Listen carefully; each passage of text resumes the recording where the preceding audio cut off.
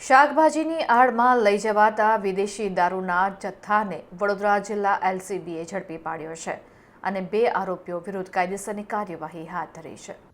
પોલીસને મળેલી બાતમી મુજબ બલેરો પિકઅપ MP13GB 6484માં લીલા શાકભાજીની આડમાં ભારતીય બનાવટનો વિદેશી શરાબનો જથ્થો ભરી ડભોઈ બોડેલી રોડ ઉપર વેગા પાસે HP પેટ્રોલ પંપ પાસે બલેરો પિકઅપની તપાસ કરવામાં આવતા તેમાંથી 2 ઇસમો ઝડપાયા હતા, જેમની તપાસ કરતા ગૌરવ ભેરસિંહ ચૌહાણ તેમજ પિન્ટુ લાલુ ચૌહાણની પૂછપરછ હાથ ધરતા ગાડીમાંથી શાકભાજીની આડમાં વિદેશી દારૂની કુલ પેટીઓ 135, જેમાં ક્વાર્ટર બિયર ટીન 4800 નંગ, જેની કિંમત ₹6,32,280, મોબાઈલ 2 નંગ, જેની કિંમત ₹60,000, અંગ જડતીના ₹1700, લીલા શાકભાજીના 40,000, બલેરો પિકઅપની કિંમત 8 લાખ, એમ કુલ 15,34,480નો મુદ્દામાલ ઝડપી પાડવામાં આવ્યો છે।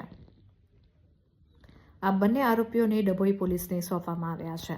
આ ભારતીય બનાવટના વિદેશી શરાબની ગાડી ચાંદપુર ખાતેથી રાજસ્થાની ઢાબા પાસેથી આપવામાં આવેલી છે, જે વેગા ચોકડીથી થાનસિંહ કિરાડે MP આગળ લઈ જનાર હોવાની વિગતો બહાર આવી છે।